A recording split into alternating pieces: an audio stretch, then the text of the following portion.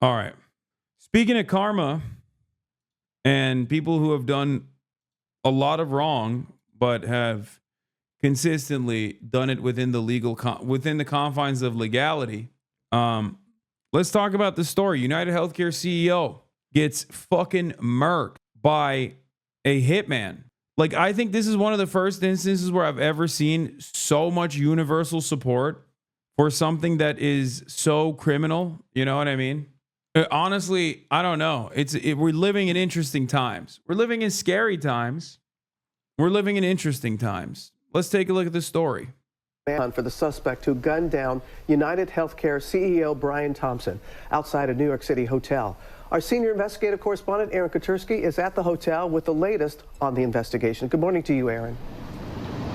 Good morning to you, Robin. 24 hours after this assassination-style killing, the killer is at large, but he left behind a trail of clues here at the scene that may lead police to him and to a possible motive, suggesting anger with the insurance industry. This morning, a frantic manhunt for the man authorities spotted on this survey. So this dude, big homie over here, okay, Mr. CEO, walking up to his hotel, okay, having a wonderful day. You know, he's like, man, I can't wait to get a fucking child with cancer, no coverage, so their fucking family is saddled with medical debt. You know, just a regular old day for Mr. CEO. He's just like, walking over to my medical conference where I'm going to go, you know, hang out with a bunch of other CEOs, and we're going to talk about how many claims we denied, that sort of shit. I assume that's what's happening in the mind of a healthcare CEO on any given Sunday, right? Like, you got to be constantly thinking like, man, $35 billion in pure profit this year. What a banger. Artificial intelligence to deny claims, 90% of which are actually wrong. What a fantastic invention I engaged in. How the medical innovation. Oh my Lord, the amount of coverage that we can just fucking deny because we made up some random AI thing. So sick. Like, that's probably what's going on in his mind, okay? I mean, he's up early. That's Sigma grind set. It's 6 a.m. He up early as hell thinking about all the ways in which he's going to ruin the lives of tens of thousands of Americans. Because if you're that rich and that's your job, why the fuck are you up at 6 a.m.? You know what I mean? Like, why are you up 6 a.m.? Turns out this guy, he out grind setted the grind set CEO. Turns out he's up at 6 a.m. This motherfucker was up at 4 a.m. Okay? There's always a guy out there working harder, working smarter. He was like, oh yeah, you're up at 6 a.m. Guess what, dude? You're down at 6:30. Okay? That's what he said. Walks up to him, bloom, blap, bloom. Now, those weren't the sounds that came out of that gun, because as you can see, this is a very long barrel. Guess what? That's not a barrel. That is a silencer. Okay, that's right. Now, the interesting part about that is, no, this was not a fart. It was silent but deadly, but it was not a fart. Okay, it was a suppressor on his pistol, and most likely using was subsonic rounds as well. That's the speculation on why the bullet, why he had to constantly fucking like rechamber after, what is that what's called? Like when your gun is jamming, basically.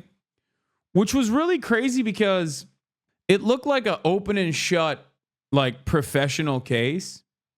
And the reason why I say that is because he was so cool throughout this entire process. I don't mean cool like, oh my God, he's like swagged out. That's a totally separate conversation. I mean, like, he was calm as a cucumber. Like, he was very calm throughout this process. He was very thorough.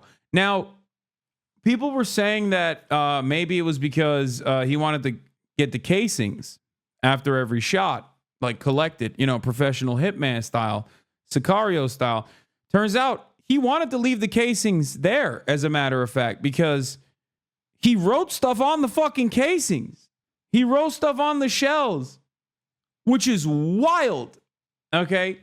And when I first saw the story, and I saw the media coverage over it, I thought it was very funny that people were like, yeah, this healthcare CEO got executed in broad daylight in the middle of in the middle of New York City, and the motive is unknown. And I was like, yeah, no, I think the motive is known. Like, it's one of those guys where I don't think this was a gay lovers quarrel, you know?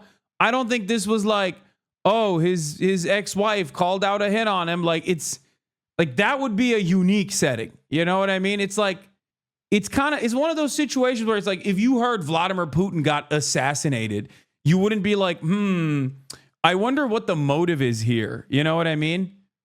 Like, there's many motives in that situation, but like, you know, like, I doubt someone is doing that over the anger that they feel towards, I don't know, some kind of new tax that Vladimir Putin implemented.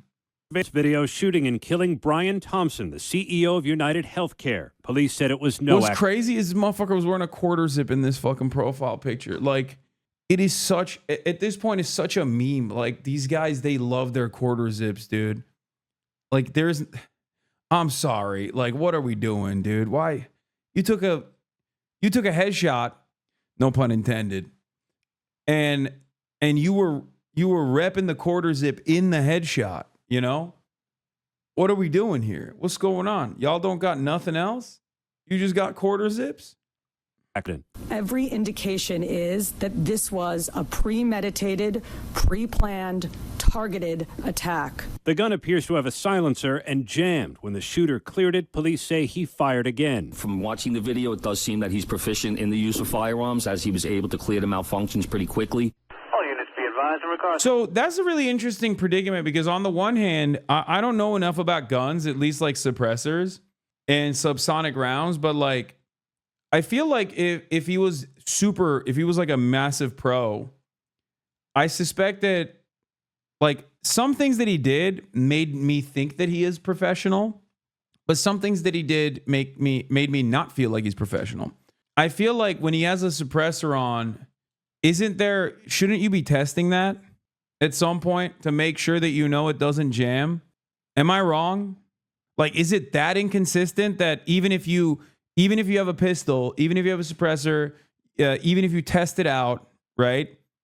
Even if you test it out ahead of time, it still has the capacity to jam. So like, that kind of made me feel like maybe this is not a pro, but also the fact that he cleared it and walked slowly and continued, eyes on the prize, that made me think he is a pro. The gun wouldn't cycle because of the subsonic ammo plus the suppressor. The gun isn't jamming. Subsonic rounds don't have enough power to move the slide all the way. Yeah, that's what I assume, but it didn't jam. You have to manually re-rack with subsonic ammo and a suppressor. The one they say delay is the one that blocked the gun, which is wild. It's not the ammo, not the suppressor, but it's odd he didn't test this since some guns will jam with subsonic ammo. Suppressors create more back pressure, so it should make the gun cycle faster. But if he had subsonic rounds, they would be quieter, but maybe not cycle the action. And yes, you would test it, but he may have removed the mainspring so the gun doesn't cycle on purpose because it makes it way quieter. The fact he was proficient in clearing the jam means he was expecting it to jam. Yeah, I mean, I feel like, putting myself in his shoes, in a situation, not when I'm like, executing the fucking CEO of a healthcare company that is responsible for denied coverage to tens of thousands of Americans. I'm just saying, like, in a situation where like I'm shooting a gun at a range and it fucking jams, I don't have the technical proficiency to deal with it. I'm going to freak the fuck out. The fact that he was able to clear it while continuing to walk made me feel like he knew what the fuck he was doing. So, interesting stuff.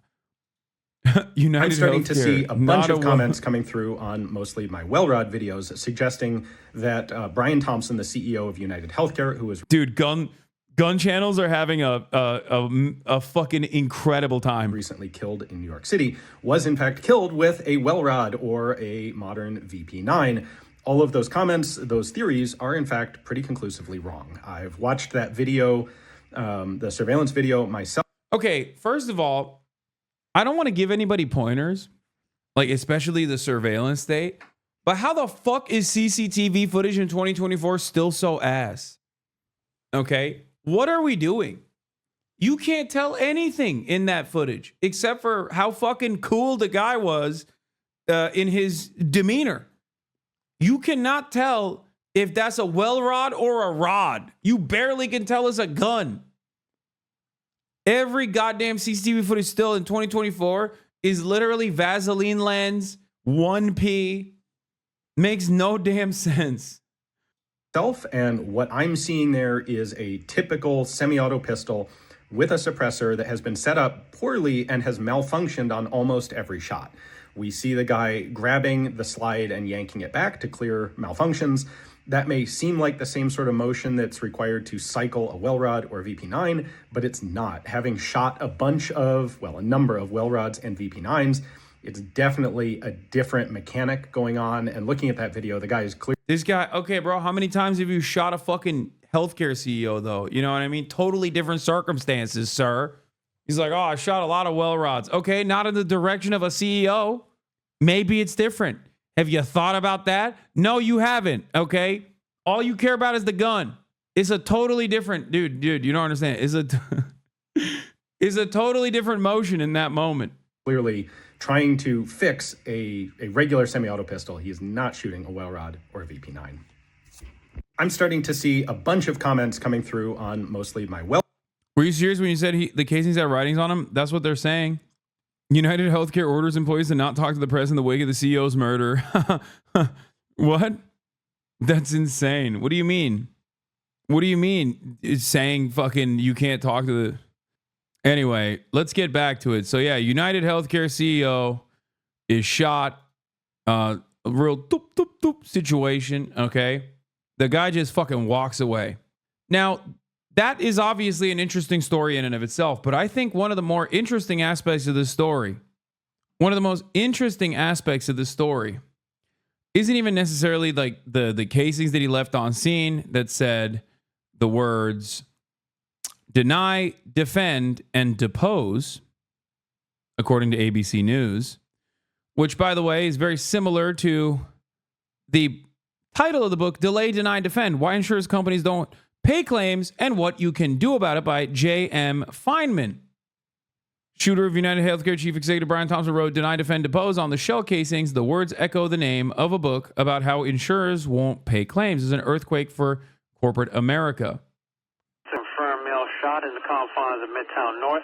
Police say it was around 6:45 a.m. Wednesday when the suspect, pictured at a Starbucks before the shooting, gunned down Thompson as he was walking alone into the Hilton for an investors conference.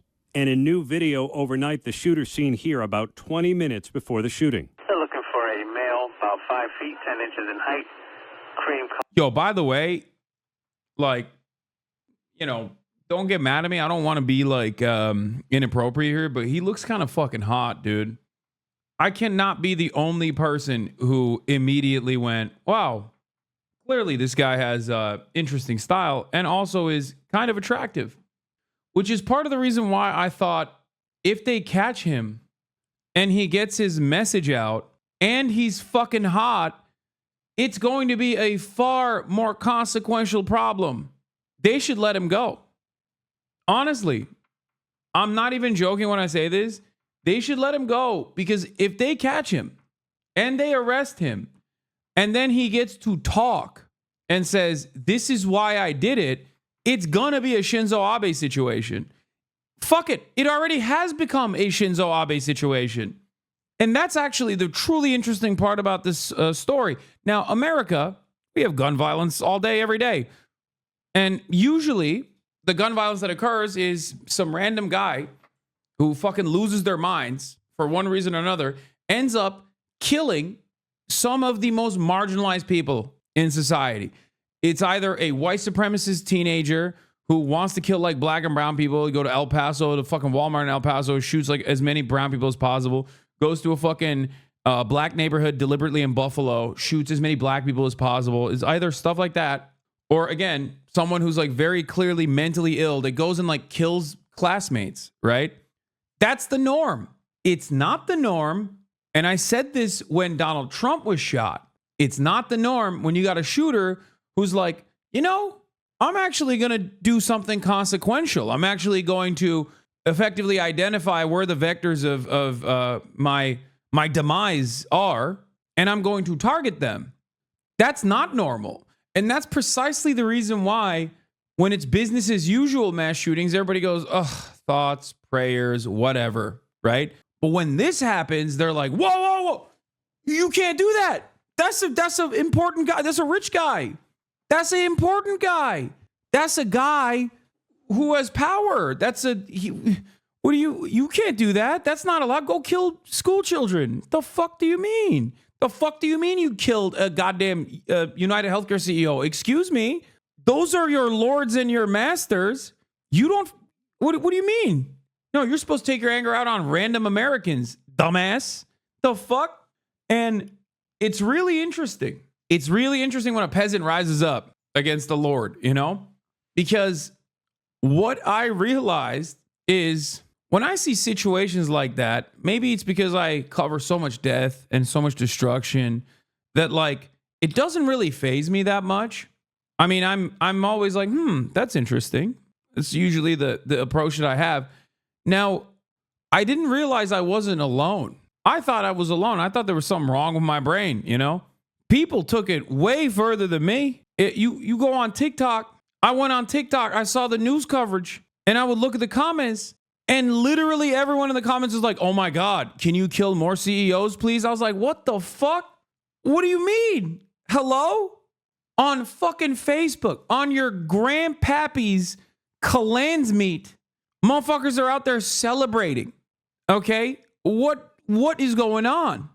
On Facebook, the United Healthcare Facebook account, which is such a funny thing. Like, why the fuck do you have a Facebook account, United Healthcare? Anyway, they did that. They posted about the death of their CEO. And the post got 21,000 smiley face responses. Like laughing, crying. Can you imagine motherfuckers named Deborah and Barbara clicking on the post with like the 18 font and their tongue sticking out like and picking the fucking crying my face off laughing emoji to respond to it 21,000 times? 20 now is at 44, 50,000. The Deborahs and the Barbaras are the ones who are not supposed to be saying that. Look, this is crazy. Look, United Health Group. We are deeply saddened and shocked at the passing of our dear friend and colleague, Brian Thompson, the CEO of United Healthcare. Brian was a highly respected colleague and friend to all who work with him. We are working closely with the New York Police Department and ask for your patience and understanding during this difficult time. Our hearts go out to Brian's family and all who were close to him. 41,000 ha-has. Only 2.2 thousand kind of sad crying faces. 42,000 ha-has. No, people are now saying it's 51K now. And it's like yet another instance where I think mainstream media and like all of the reputable outlets, reputable institutions, and everyone that's like covering this is diametrically opposed to the way that the overwhelming majority of the population is approaching the subject matter. Like the media is like thoughts and prayers. This person had a family, which is really interesting to say. And I'll get to that in a moment. Fuck it. I'll say it now. This person had a family. Yeah. You know who else has a family? The fucking cancer patient who got their coverage denied. You know what I mean? Like this person had a family. That's crazy. I know. Okay. So does Bashar al-Assad. So does Vladimir Putin. Okay. Anyway, this person had a family. So did Ted Bundy, you know? But most people were like this. Most people had this take. I'm sorry, prior authorization is required for thoughts and prayers. 15,000 likes. Sending prior authorization, denied claims, collections, and prayers to his family. 16,000 likes. Was his trip to the ER really emergent? According to his own company, my husband's heart attack wasn't an emergency, and we were out $3K, full deductible. 5,000 likes. Is crazy what my first thought was. And then I look at the comments and realize I'm not alone in my thoughts. 1,000 likes. I just can't find the care. Maybe if they ask for pre-approval of my care, then after they care, their required deductible, I might be able to supplement some care. I can't even pretend to care. I hope he's looking up at us. So it's like, if you're a CEO in one of these sectors, I'm not going to lie, dog, quit or, bankrupt the company, and then start advocating for full-blown healthcare, full communist healthcare, okay? Because goddamn, it's not me. You look, you're a titan of enterprise, okay? And so am I. You know, I'm a rich guy myself. I would never say anything like that, but it seems like other people are saying it. Not me. Can't catch me slipping. I'm not saying it, but other people certainly are saying it. That's what I saw. I saw this, and I thought to myself, damn, people are really upset about their health care. Then I thought to myself, if only there was a guy who wanted Medicare for all. If he was president, that motherfucker would probably be alive right now. I mean, it's true. Literally. Maybe he wouldn't have made like $900 gorillion last year, but you know, he'd still be alive. You know what I'm saying? What's the JFK quote? Those who make peace impossible make violent retribution inevitable. Something along those lines, you know? I think about that a lot. Or was it MLK? Yeah, I'm gonna be so real with you. This is like way beyond. This shit is way beyond the. I'm not fucking joking. If we ran a poll right now, straight up, if we ran a poll in America, if any polling company was brave enough to run a poll right now, anonymous, how many people think the killer should go free? You would be shocked by the results. Okay? You would be shocked. Straight up. If any polling company has the balls, they should run this fucking poll. The last time I was ever shocked in the United States of America was when they burned that fucking police precinct down, okay, after George Floyd. And then they polled Americans on it, and it was like 80% was like, we know why they did it. That is the last time I've ever been like, damn, things are different. I think the hatred that people have for, you know, healthcare CEOs, the hatred people have for CEOs aside, and they hate CEOs, I think, but the hatred that they specifically have for healthcare CEOs, dude, oh my God. Oh my Lord. Things are interesting. You can't deny it. It's a shame the only political party interested in capitalizing on the rage Americans feel that this unjust society is the one who wants to direct it at immigrants and trans people. Democrats instead are like, it's disgraceful of you to be mad at our friends for killing you. Yeah, it's true. It's straight up. That was my first interpretation of all the ways in which people analyze this unconscionable act of violence. Let me just say, I want to stress this importance, okay? I do not, what's the word? I don't want to fuck it up. I do not condone the assassination of insurance CEOs, healthcare CEOs. I do not condone it. I condemn it, okay? I condemn. Just want to get it out of the way, you know? Just want to fucking say it off the rip. I don't want anybody clipping anything else and fucking running around. Maybe 6 years later, I'm at a debate stage and someone comes up and is like, at a time when there's a lot of political violence, don't you feel responsible for healthcare insurance executives getting assassinated? You know, I don't want none of that. Okay. Yeah. Little bro will put the condemnation in the bag. Kind of lame. Sorry. Having said that, having gotten my condemnations out of the way, my very serious, my very sincere condemnations out of the way, it is very interesting. It is very interesting. I would never say it, but what I'm seeing other people say, oh my God, okay? Not me. I would never say it. You can't even catch me thinking it. But what I have seen from others is that Medicare for on the ballot, 100% of the votes. Okay, full table sweep. I'm not saying nothing, but it does seem like people are very mad about the healthcare situation in this country. You know what I mean? I'm not saying it, but many people are. You feel me? So now the numbers, but yeah, this that leads to tens of thousands of people dying. All of this leads to tens of thousands of people dying every year. Now, the problem is this kind of death is handled by so many people, so many hands touch it. And not only that, but it's streamlined and it's legal. And perhaps more importantly, it's at the behest of the profit motive. When those three things are combined, most people, even if they feel it in their hearts that it's like no different than fucking murder, they don't necessarily have the same analysis. That's why you don't think of this guy as like a ruthless warlord who's individually, killing children and babies, even though his actions are directly responsible for it. And yes, very famously, Champagne socialist Frederick Engels, gay lover of Karl Marx, he called this concept social murder, the unnatural death that occurs due to social, political, or economic oppression.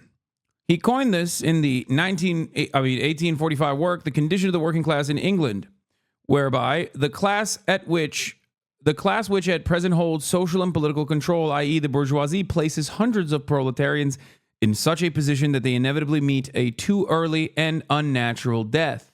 This was in a different category to murder and manslaughter committed by individuals against one another, as social murder explicitly was committed by the political and social elite against the poorest in society. And social murder is invisible in many ways. It's very visible when it happens to a loved one, but the way that society is designed, especially under capitalism, is the system is designed so that you don't really realize who's doing this. Let's read the full quote. When one individual inflicts bodily injury upon another such that death results, we call that deed manslaughter. When the assailant knew in advance that the injury would be fatal, we call his deed murder.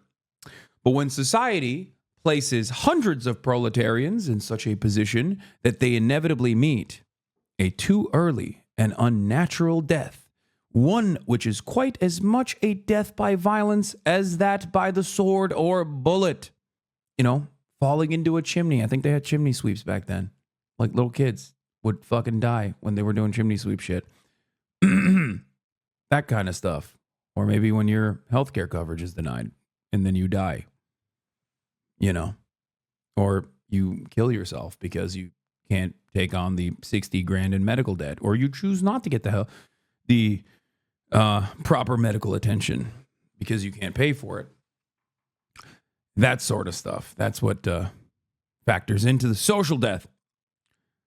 But yes, when a worker is in such a position that they inevitably meet a too early and unnatural death, one which is quite as much a death by violence as by sword or a bullet, when it deprives thousands of the necessities of life, places them under the conditions in which they cannot live, forces them through the strong arm of the law to remain in such conditions until that death ensues, which is the inevitable consequence, knows that these thousands of victims must perish and yet permits these conditions to remain, its deed is murder. Just as surely as the deed of a single individual, disguised, malicious murder, murder against which none can defend himself, which does not seem what it is, because no man sees the murderer, because the death of the victim seems a natural one, since the offense is more one of omission than of commission, but murder it remains. And that's precisely what this is. This dichotomy exists within state violence as well. State retains a monopoly of violence, and therefore when the state engages in very violent ways, it is not considered violence.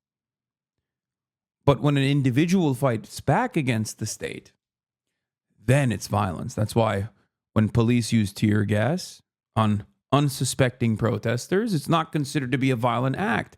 That's why newspapers say violence broke out when protesters kicked back the tear gas canisters in the direction of the police. So that's what it is. That's what exactly this is, right? That's what happened here. And I think a lot of people, even if they don't fully understand even if they don't fully understand that this person is responsible for a lot of death and destruction, I think that they are getting there. Does that make sense? I think people are recognizing they're angry, and they're recognizing a little bit why they're angry. That's all I'm saying. But let's get back to our shooter. Jacket, black mask, black gloves. It does seem. This eyewitness snapping a picture of the suspect as he fled. I was shocked, and I afraid that All right, bro, chill. Like, maybe he didn't know what he did, though. could shoot me too. By the time police arrived, the suspect had run off and hopped a bicycle to get away. Detectives now working to determine whether he had pre-positioned that bike close by. New video overnight showing the suspect pedaling his bike on the Upper West Side. Officers found the 50-year-old... No fucking way. He's just still biking around? Working to determine whether he had pre-positioned that bike close by. New video overnight showing the suspect pedaling his bike... Is that even him? I just don't... Do we even know that that's the guy? Because what he's wearing is such a normal fit. It could be anyone, really. I don't think that's the guy. I think the cops should just give up on looking for this guy. It could be anybody, really. I don't think that innocent victims should get caught in the process and be harassed. I feel like that's not him. It's not the same bike. It doesn't look like the same guy. It just looks like a different guy. Why are we harassing random civilians? You know what I mean? Like, I don't know. Like, I saw the dude's face and I was like, I don't even know what he looks like. I can't see it. I don't know what his face is. I don't even know what a face is. I have face blindness, officer. Yeah, it's a real problem. I'm an anti-white racist. Was the guy white? I couldn't even tell. I'm race blind as well. I'm not only face blind, but also race blind. It could be anybody. It could be me. I don't fucking know. I'm in England and I'm confused, you know? I'm just saying. It's a weird situation. I don't see color. And also, I am completely face blind, so. The West Side. Officers found the 50-year-old insurance executive and father of two collapsed on the sidewalk. Did he have any known enemies or anyone that you've been able to find? Yeah, the American people. For? We're reaching out to law enforcement in Minnesota, and we're also interviewing his co-workers and family members to see if there have been any specific threats against him in the past. To have a pillar of the community in New York, admittedly, for a stockholder meeting, to be gunned down on the street is just so foreign. Even as the leader of a large corporation, Thompson did not have a security team with him. Investigators say they found a real man of the people. Think about all the jobs this is going to create, though, chat.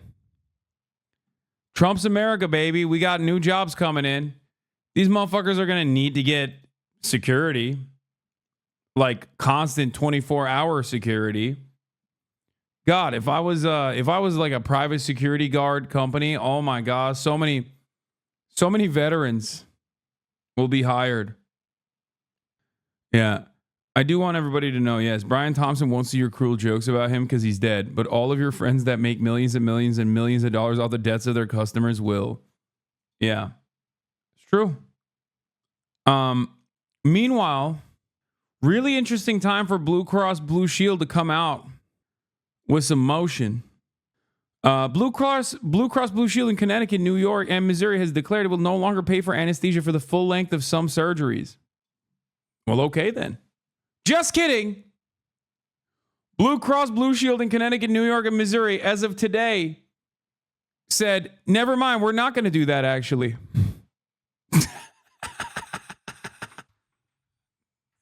They were like, yo, my bad. Hey, my bad. I had a real sudden change of mind. Okay? Real change of heart. Kathy Hochul, New York governor, said, we pushed Anthem to reverse course, and today we'll be announcing a full reversal of the misguided policy. Last night, I shared my outrage at a plan from Anthem to strip away coverage from New Yorkers who had to go under anesthesia for surgery.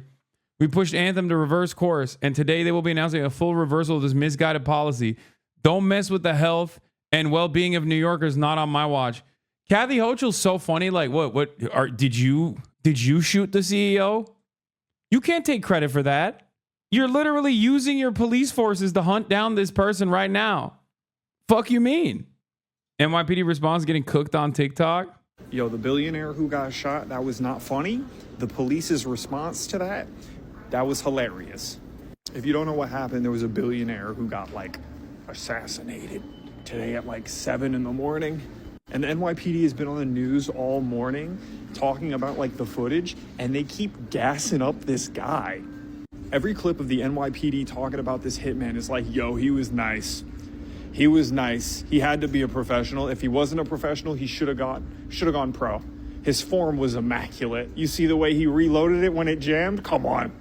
Honestly, I've got my boys back in the station studying his form. This dude was elite. Used the silencer and got away on a city bike. Come on now. This dude is incredible. He might have been Jason Bourne. He's not kidding. That's literally every morning news show with a retired detective on basically had this. They were glazing, which, by the way, I wouldn't even say glaze. It's like LeBron, okay? It's like LeBron James. Like, is it glaze or is it valid? The question comes to mind. And I feel like the expertise that this guy demonstrated, I don't know. I don't think it's glazing. I think it's valid. I don't think it's glaze. I think it's valid. Imagine planning and executing the murder of a CEO in public in the biggest city in America, getting away with it, then going online and seeing a bunch of Reddit experts explaining how you're not a professional hitman. Yeah, I think a lot of people are fucking haters, dude. I think people are just straight hating on my man. It's like, have you fucking had a situation like that? I don't think so. I mean, straight up. Look. This statement in and of itself is not celebrating this heinous act, okay? This wrong act. You understand me? I would never do such a thing. I would never. You can't catch me slipping today. Do you understand? You cannot catch me slipping today. But also, I mean, shit was clean. It was clean. Like, everybody's like, oh, well, he shot him in the leg first. Like, bitch, who cares? What do you mean? Oh, I'm sorry. I didn't realize that he was apprehended after unsuccessfully assassinating a CEO, because it seems like he was successful. The fuck? I condemn. I do not condone. I condemn. But I'm just looking simply at the facts of the matter. Okay? That is the funniest part of it. Like, even after all of this, the police are on the hunt for a hitman, and they still got to be like, yo, this dude's game is incredible. Game respects game. How convenient that you have an alibi and that you're out of the country is on. New camera footage. Oh, yeah. Also, I don't know if this is the actual guy, but like, you know, even from the first photo where you can kind of see his face, like, he looks fucking hot. So I know it's a different fit. They think it's the same guy. He's just wearing a different fit. I do think that you know, I do not trust the New York Police Department. Who even said it was a guy to begin with? Could be a woman. So we literally have nothing to go on and should stop the hunt. That's what I'm saying. That's what I'm saying. How can you be sure? I can't. Can you say with a certainty? Maybe it was Kathy Hochul. Look at how much she's chirping at Aetna and Anthem and whatever the fuck. Was it Kathy Hochul? Where the fuck was she? I think what's best is to take a step back at moments like this,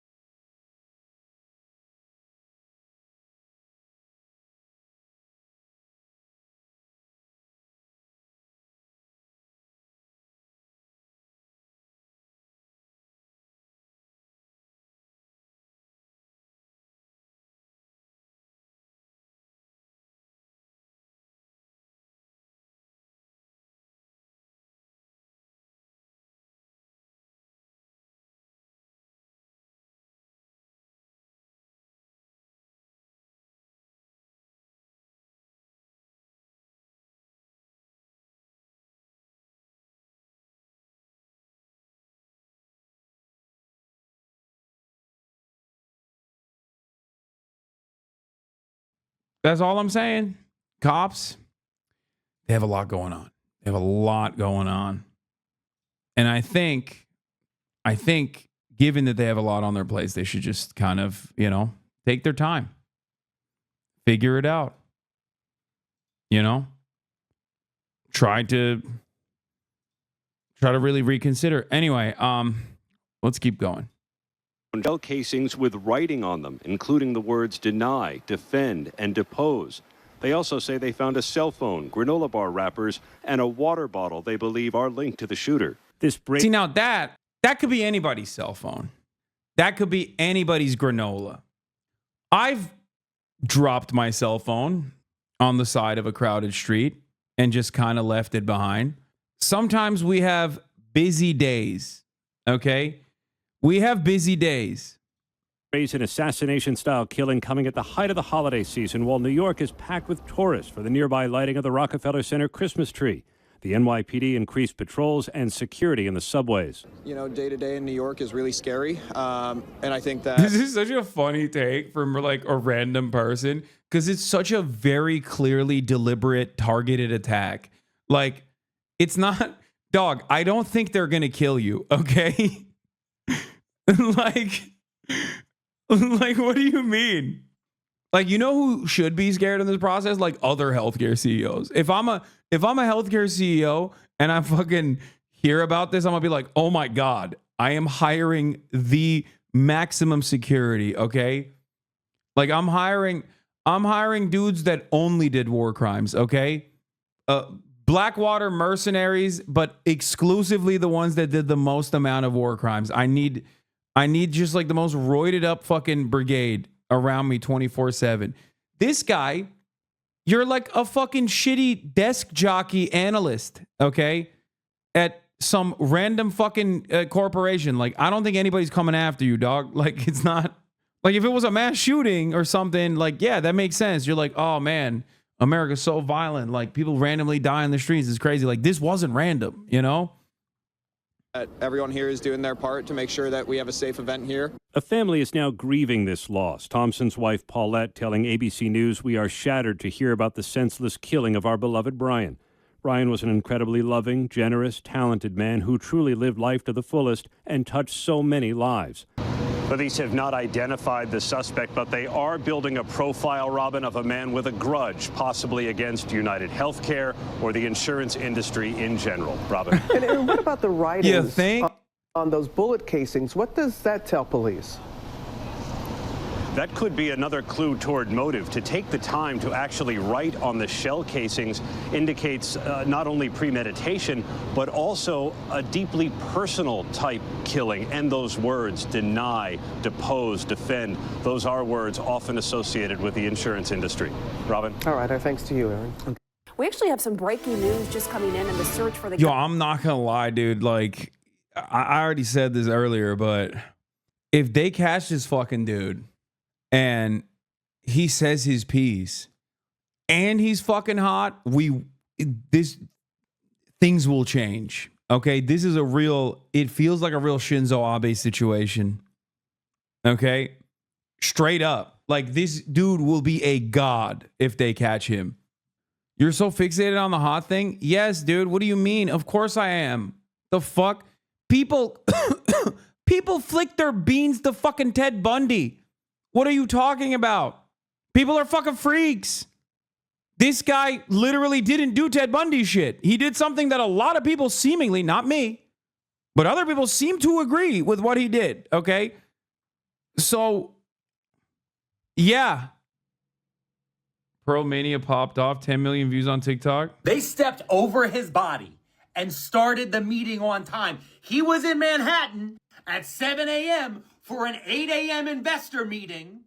He got in front of the main doors to the building of the investor meeting. They could have had this shit on Zoom. Instead, they had to be there in person. Why they had to be there in person? Because we need to make sure commercial real estate is flourishing. He got by an assassin with a silencer while he wore a jacket thinking about PowerPoint presentations on how he is returning value to shareholders by denying health care to moms with breast cancer, and he got caught in the street, and they stepped over his body. Those investors that he was working for, the shareholders that he held dear as a CEO, they stepped over his pool of blood.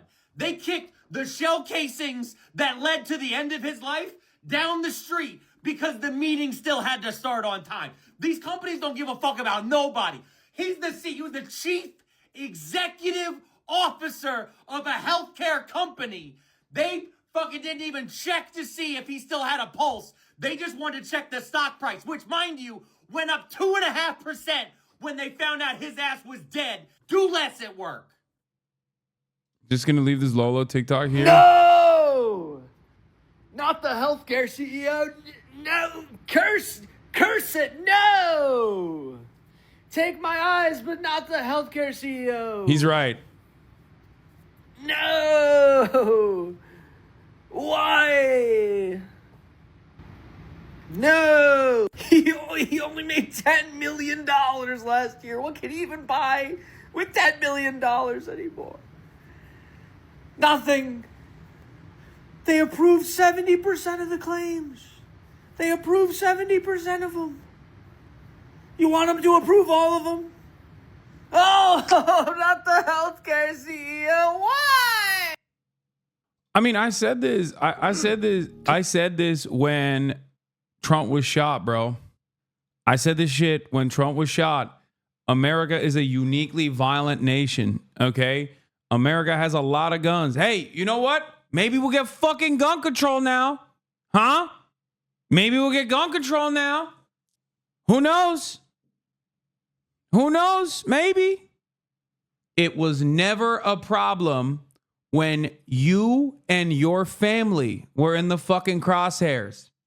I saw a post about how the police were shutting, they were closing traffic in and out of the island, shutting down the bridges.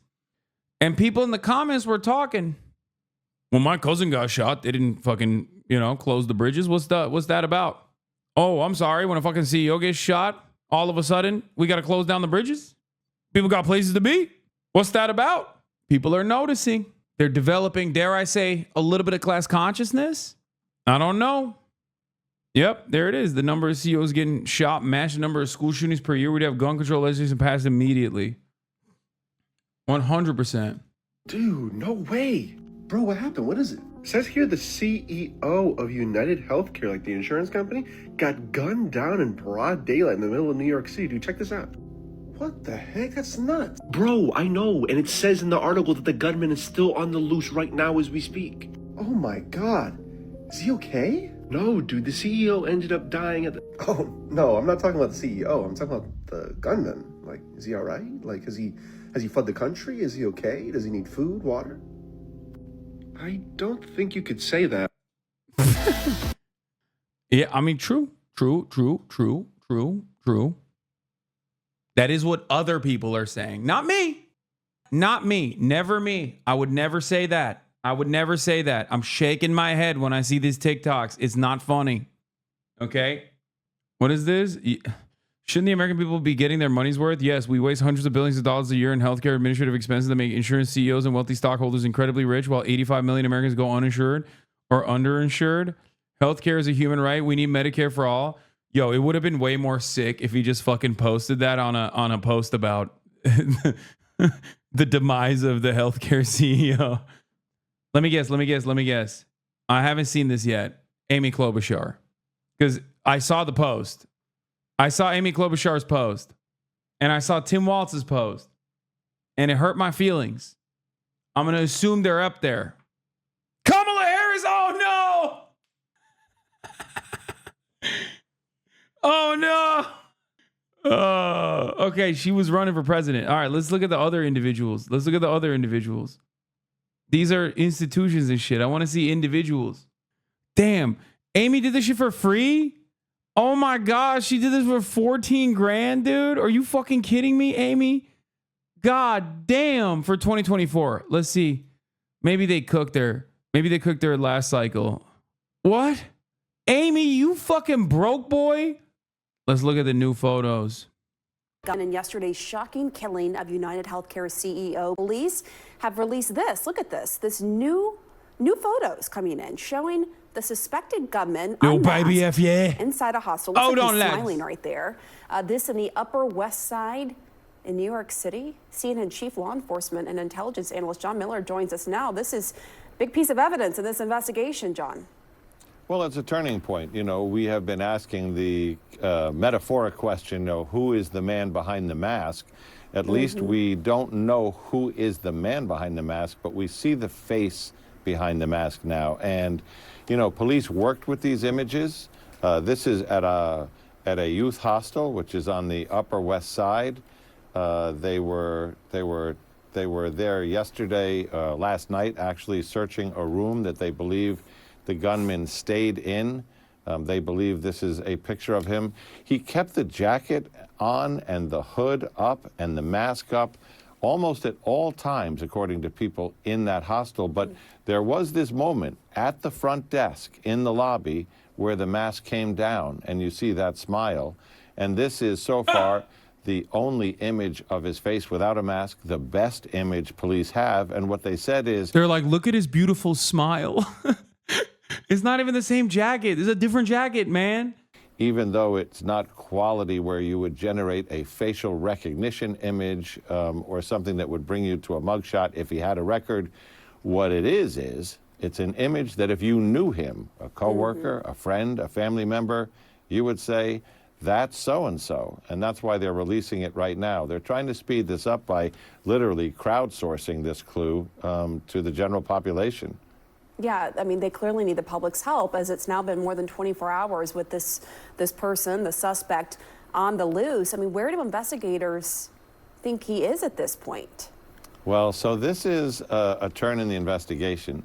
The idea that there was some thinking earlier on that he was a New Yorker because of the savvy way he moved through Midtown, stashed a e-bike, navigated through Central Park up to the Upper West Side, was seen on the Upper West Side earlier in the morning before the shooting, carrying a battery for that bike.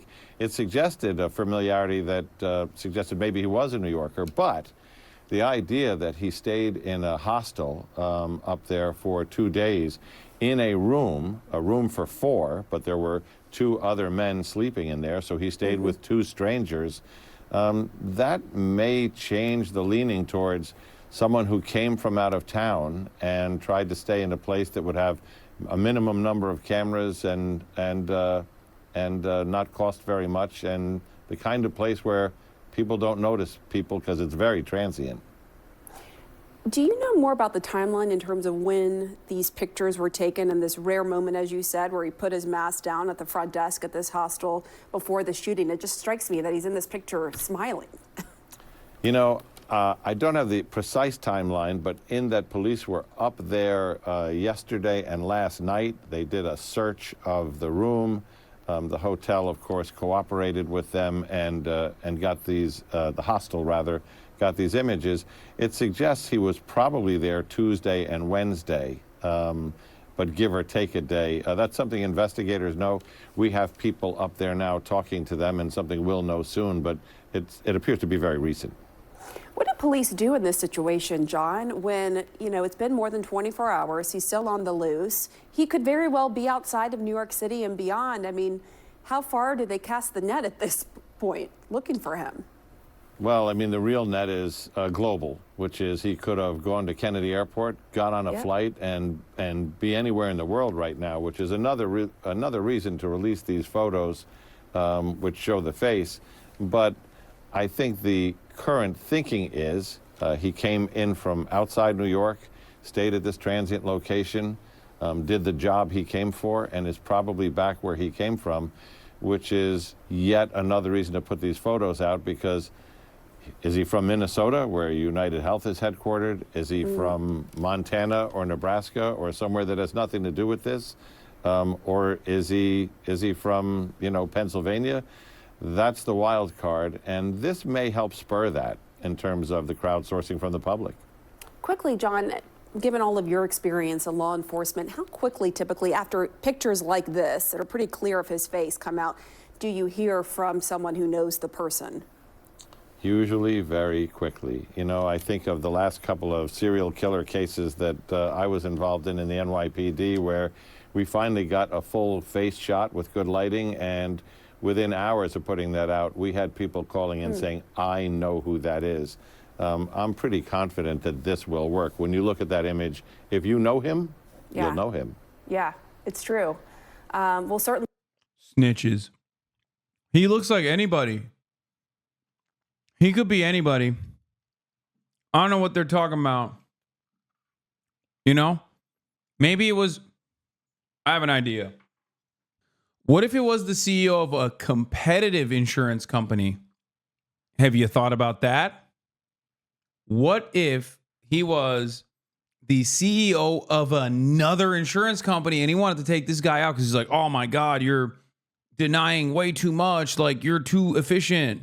You've eliminated too many redundancies. Like, you've denied coverage to too many people. Like, that's sick. I'm jealous. And then they did that. You should just arrest all of the insurance CEOs, all the healthcare insurance CEOs, just to be safe. A real dragnet, you know? I'm trying to find solutions. I'm trying to find solutions to the fucking problem. And a lot of people are not understanding, like, I want this criminal, this disgusting crime to be punished.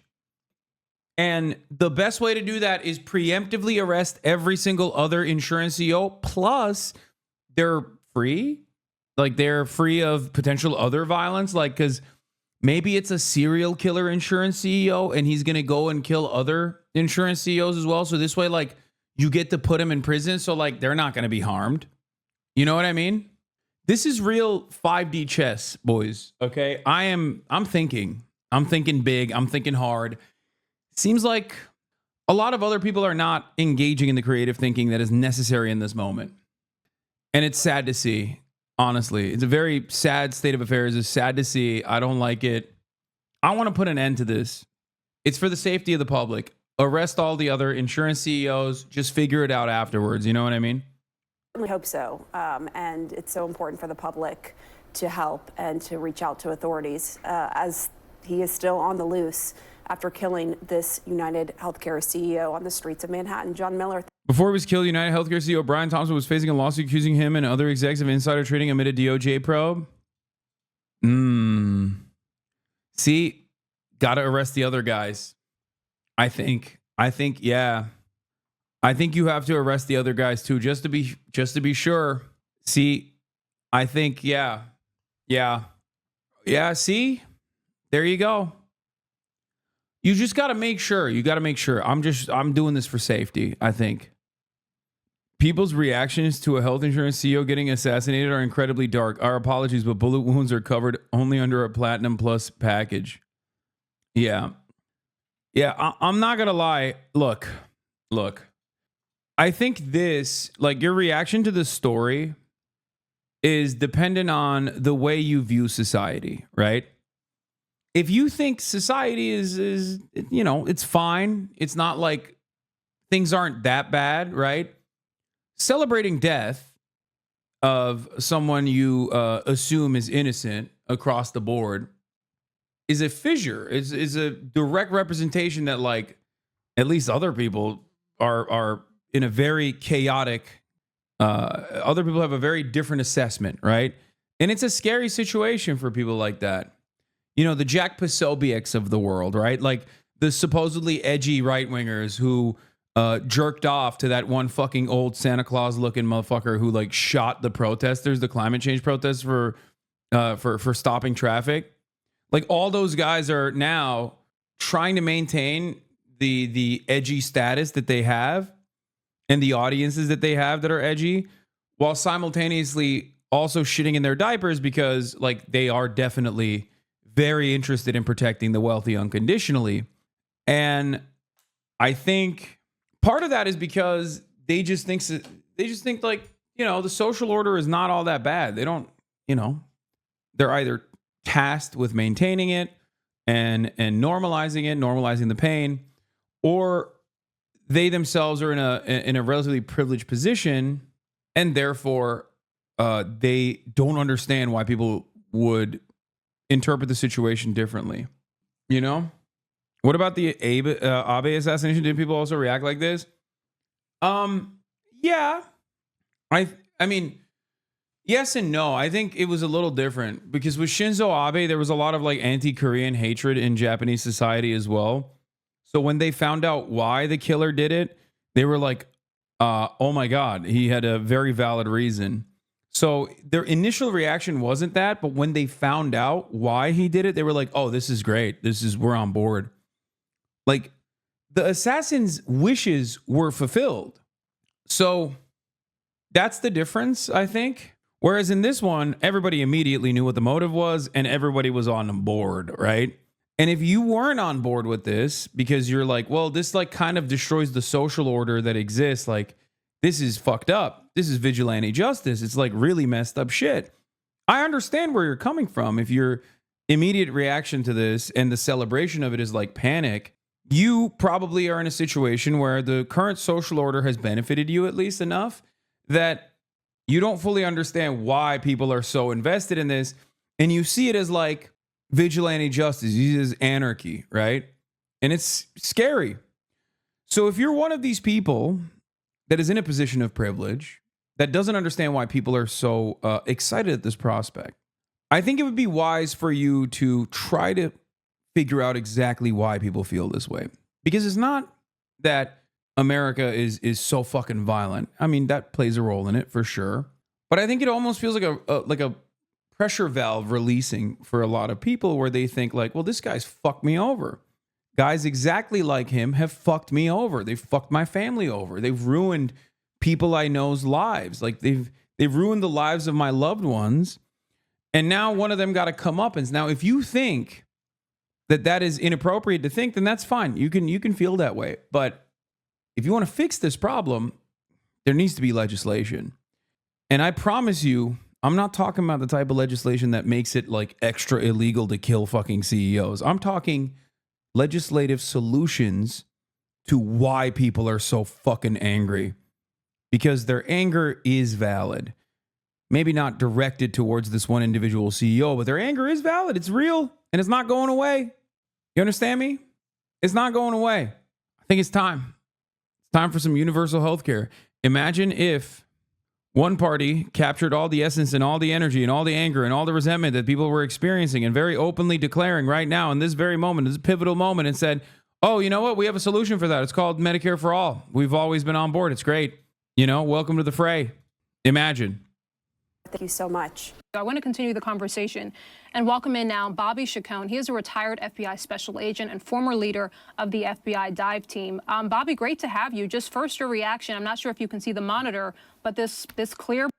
Hi, everyone. My name is Andrew. I don't think it matters that the media is covering it as like this massive atrocity or maybe even taking it one step further. Taking it one step further and then like openly stating that, you know, people are being really gross about his death or whatever.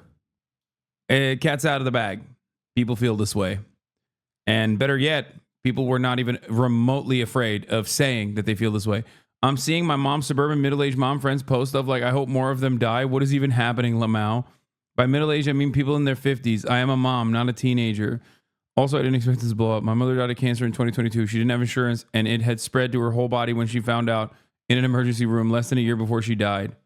This is what we warned you about. Far leftists are fucking unhinged and dangerous. Great. This right here, I think, is playing itself out in exactly the way I predicted the campaign would play itself out. Republicans' natural position is licking the boot. The Republican natural position is being servile to corporate interests. So in a moment where people maybe go a little out of hand, okay, surely this is not simply just being anti-corporate or anti-capitalist. I'm saying it's definitely taking it one step further. Having said that, however, they immediately reveal their true positions, okay? When you're a guy who's a Tim Pool fan and you're like, man, this shit's actually pretty dope. And you hear Tim Pool go, what are you doing? You're out of control. You're mad. After he sucked Kyle Rittenhouse's cock and the fucking fat Santa Claus who shot the fucking climate protesters, and then he clutches his pearls like this, and you're a Tim Pool fan who celebrated when those other two things happened, and you see him go in this direction in this moment, and you know how it felt when your father had fucking healthcare coverage denied. You know what I mean? You're going to be like, what the fuck? Do you understand? This is what I mean. I'm not saying Democrats should fucking kill healthcare executives. That'd be insane. Okay? But if Democrats were pro-Medicare for all at a time when it very obviously is something the public is demanding, maybe even violently, Republicans would do themselves a disservice by constantly fighting against that. Just something to consider about who right-wingers, what kind of violence right-wingers celebrate. Here's Kylie Chung with a fire take. The way we're socialized to see violence only as interpersonal. Hold on, my food is here. Pretty full-face photo now of the suspect. Yeah, Rahel, I think this is the biggest development in the case so far. I think that there's somebody, a family, a relative, a friend, a coworker of this guy is going to recognize this. Now, you may have lookalikes, they may have to sift through some of those, but you're showing this image globally, and certainly within the United States and internationally, this is going to be all over, and someone is bound to recognize this guy as a neighbor, as a coworker, as a family member possibly. So yeah, I think that they are hours away possibly from actually having this guy identified if they don't have him identified already.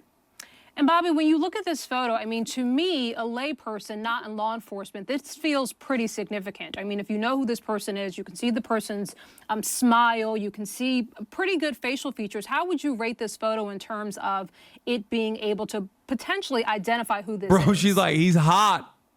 Well, she's like, you can see how hot he is. Look at that beautiful smile. I would say it's not perfect, but it's very good. I mean, it's very good. You can see the shape of his face. He has kind of a unique smile or a grin. He seems very relaxed. I mean, I think with the nose and the chin and the smile, I certainly think people that know this guy, if they see this image, they'll be like, oh, that's so and so. So I think this is a great image to put out there, and I think someone's going to recognize this. And then, Bobby, if we can just sort of reverse track what we now know. So we now have this photo.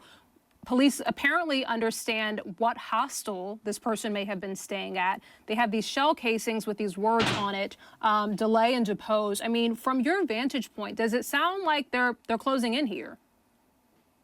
Absolutely. They're closing in from several different aspects, right? So we already have the forensic evidence. Now we have possible motive, which is, denied coverage. And now you have this physical image. So they're coming at this from many different angles, and each of those angles is progressively getting to the person. I mean, I think it's very much closing in on him, on actually identifying him. Now it's a question of finding out where he is once you identify him. But yes, I think that the motive from those etchings and those rounds to me is clear, that this was a denied coverage type of event. In that situation, you usually have communications with the person who's been denied coverage, and those communications there's a series of them, and they grow in frustration. The person keeps getting frustrated at each turn that it's denied and appealed and denied. And so you might have a series of communications, however that is, probably emails or possibly the website forms on the company's websites, or written letters even, that show a increasing frustration on the part of the person or their family member in this denied coverage. And each letter gets Why is this guy giving reasons? Threats of violence eventually seep into those letters. You'll have somebody, forensic linguistics, go over this and look at those. But there's probably a series of communications that get more and more frustrating from the person. That doesn't narrow it down, big dog. Just saying. That doesn't narrow it down at all, as a matter of fact. Tens of thousands of people. Ending it, because nobody goes from zero to shooting someone in the chest. There's probably been communications that show a increasing frustration on the part of the claimant. And just for our viewers, you are looking at another angle at the very least, or a completely separate photo of the suspect, again, without the mask. Bobby, what do you imagine is happening right now within the police force? Is this a sort of all hands on deck now? They have these photos, they flood the streets. I mean, what's happening now as they try to bring this person into custody? They're combing Central Park looking for his clothes. He probably changed clothes in Central Park. They'll probably find the e-bike there, maybe his set of clothes that he changed out of. They're working the phones on international media like yourself to put this out to as many outlets as they can to get as many eyeballs on these two photos that you're showing now on the screen. I mean, these are great photos. Somebody's going to recognize this guy. So they're probably working the phones on every both national and international news outlet to get this worldwide image because someone's going to recognize this guy. The forensic people are doing their job. The Canvas people are out in the street still interviewing people both in New York and in Minnesota. And then the media people are really pressing the phones and trying to get this image. The race to catch a killer in New York City with new clues this morning after the brazen murder of United Healthcare's CEO Brian Thompson yesterday, just right on the sidewalk in the morning in Manhattan. Several law enforcement officials now tell CNN that two words, delay and depose, were found at the scene. Depose, written on a shell casing from a round that was fired into the victim. Delay, written on a live round not fired, but ejected when the shooter appeared to be clearing a jam. There's also new video of the encounter, and police say show the killer who planned the attack, targeted this man, and had experience with guns. Let's get right to CNN's Bryn Gingras, who was here giving us all of the breaking news as the details were just beginning to come in yesterday morning. You've been gathering details since. What's the latest this hour, Bryn? Yeah, Kate, well, that, is a big piece of evidence that they uncovered there, according to our sources from John Miller, just because it might possibly point to some sort of motive here. If you talk about those two words, investigators are trying to connect the dots and see if it has anything to do with the fact that Brian Thompson was the CEO of United Healthcare. Did it have to do with insurance because of the popular phrasing in the insurance industry of delay, deny, and defend? So that is something that is being asked by investigators right now. But that's not the only thing. Only piece of evidence, rather, that, of course, that investigators are looking into. We know there was a lot of things that were left behind by this suspect that right now police are trying to determine if they can get DNA off of, fingerprints, running forensics on them, trying, of course, to get closer to getting a name. And of course, we are asking our sources, are they any closer to getting a name in addition to finding this person responsible? Let's also talk about a little bit more of the threats that police are hearing were made against Brian Thompson. According to sources of mine, I was told that they were some concerning threats that the investigators had come across, really their security team for United Healthcare had come across, made against the entire company of United Healthcare, the CEOs, the executive team, and that was something that was being looked at. According to NBC, the widow of Brian Thompson, she told NBC that she knew about some threats and said, quote, "I don't know details. I just know that he said there were some people that had been threatening him." So this is also something that is of concern and what is being investigated at this time. So a lot of threads here, a lot of search warrants going on. We know that there was a search warrant at the hotel across the street where Thompson was staying in that room. We also know that investigators are still piecing together that timeline. We know that, according to sources telling John Miller, that suspect left the Upper West Side early yesterday morning, heading downtown, getting off at the 57th Street subway, and stopped at a Starbucks, bought 2 power bars, bought a water bottle before actually committing this brazen, really, execution. And investigators were able to get that water bottle and hopefully, again, are trying to see if there's any DNA that can get off of that. So it could be anybody's water bottle this morning, but no idea just yet if they're any closer to finding who is responsible for this horrific killing, guys. Yeah, and we'll definitely be standing by to wait for and hope for another update press conference from the NYPD at some point soon. It's great to see you, Bryn. Thank you. John. All right, with us now, CNN national security analyst Juliette Kayyem and former FBI Deputy Director Andrew McCabe. And Andy, let's just start with these words. I mean, delay and depose. What a big development to have something like this, a message, a literal message from a killer. Yeah, it's really fascinating, John. It doesn't quite identify the person at this point, but it's a bit of a tantalizing detail. I mean, as Bryn just noted in her piece, it raises some questions as to whether or not those words are a reference to kind of insurance speak. And that would, of course, point in the direction that this person was somehow, was certainly personally invested in this murder. and that, you know, might be a disgruntled customer of the company, could be a disgruntled employee. And I'm sure that investigators are already looking in those areas. And of course, looking at the threat information that apparently the company had been receiving for some time about this specific victim and other potential victims on the team. But those words can also provide forensic significance later on in the case. If someone is detained and has writings in which those words appear in kind of the same context, you could have matches that way. And of course, you might be able to render a fingerprint or DNA evidence off of those rounds and casings as well. So very, very important piece of evidence for the investigators. Yeah, to be clear, those words delay and depose and also deny is occasionally thrown in there as well, or words very much used by critics of the health insurance industry. I mean, there are books written, it's, you know, Reddit. You don't have to do many searches to figure out that that would be a message about health insurance. Given this message, Am I crazy, or did they not mention deny? Like, that's literally that's one of the things on the bullets. Like, was it not? No, he said sometimes deny is also mentioned, he said. But he didn't say that it was on the bullets when I think it was. all the footage now, Juliet, are you surprised we don't have a name, at least a name that we're not being told yet? Yeah, and in fact, the fact that we're entering day 2 and that his exit was so sophisticated not only confirms what we already know, that this was not just a targeted killing, but a professional killing. I mean, just the specificity of it, his calmness when he reloads a gun.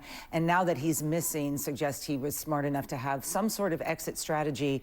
24 hours later, you can't even confirm that he's still in the state anymore.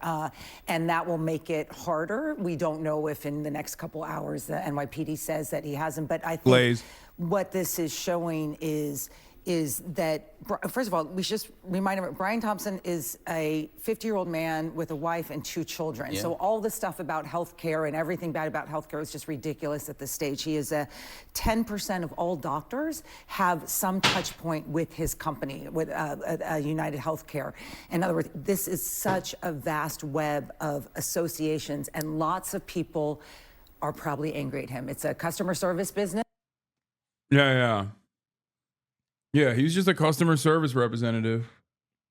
That's why he was making millions of dollars a year as a customer service guy. Lots of people will be angry, and he's the touch point, or he's the focal point as the CEO of that company. And so there's a lot of people in that pool. I mean, if you were running a healthcare company, would you be getting protection right now? If I were, okay, so now this is going back. Looking at those videos, not only does he not have a detail, he appears to have no staff. I've never seen anything like that for a company that large. It may be that that he's always under threats. People are always mad at an insurance company. I spent a lot of time yesterday with people who are in executive protection. Everyone is ratcheting up until they know. Healthcare and other service industries where people are mad, angry, disappointed on the other end are ones in which CEOs are going to look for more protection. All right, Andy, Juliet used the phrase professional killer. That may be art or science here. But how would you describe the level of skill in terms of the killing itself and also the getaway, and what that means about who this person might be and also the manhunt itself? Sure. So we don't know at this point if it's a professional act, meaning someone who was hired to commit this murder. It's possible, but we don't know that just yet. What we do know is an extremely well-organized, highly planned, sophisticated attack. From everything we've seen so far, from the fact that he was seen carrying the battery to the e-bike, which raises the question of maybe he pre-positioned the e-bike before the attack to stage it for his getaway. The fact that he showed up at the perfect time, which was really a weird time to have the CEO showing up for this conference an hour and 20 minutes early, but he knew that the guy would be in that place at that time, which tells you he possibly did some surveillance to make that determination. His approach to the target, letting the target pass first and approaching him only. Bro, you guys literally get mad at me, and I don't do a third of the glaze on LeBron that this man is doing for the guy, which leads me to my question. 1, Is this guy the LeBron of killing CEOs? Question number 2. How does this affect LeBron's legacy? Question number 3. Is it glaze or is it valid? Because I think we call a lot of shit glaze, and sometimes it's not glaze, it's just valid. And for LeBron, it's valid. Despite his, subpar performance here and there in the past couple of games, he just wants other people to also feel the glory, That's why they lost by 40. LeBron wanted other teams in the NBA to feel what it's like to be able to drop 40, He's just a good guy like that. Anyway, let's continue. From behind where the victim wouldn't see him first and, raise alarm. And then the way he walks through the shooting, clearly very accomplished shooter, somebody who's done some training. He has the right stance. He has the right grip on the gun. He cycles through the jam in the firearm like it's nothing. And that's a clear indication of a high degree of training. So yeah, this guy was no joke, and clearly thought about this, organized it very well, and executed it according to plan. How long could someone like that hide, Andy, do you think? I think it's fair to assume that he put just as much thought and preparation and organization into his escape plan. The e-bike was really brilliant. It's an easy way to get around quickly. You don't get snarled in traffic jams. You can actually ride the bike into the park, which you wouldn't be able to do with a vehicle in the same way. So that was great. He's got the big backpack on. It likely has a change of clothes in it. I would guess that as soon as he got a moment or some cover, he took off that coat and the mask and the things that could identify him, and likely walked out of the park in a totally different appearance and blended right in with the crowds of tourists and people going to work. So he could be on the run for quite some time. Now, he's being chased by probably the best police force in the United States of America, maybe anywhere. They have an amazing video surveillance network to rely on. They've been very good about getting the information out to the public to get all these public eyes looking around and thinking and calling in tips. So I think they will get him eventually, but this could take a while. All right, Julia Kayyem, Andrew McCabe, thanks to both of you.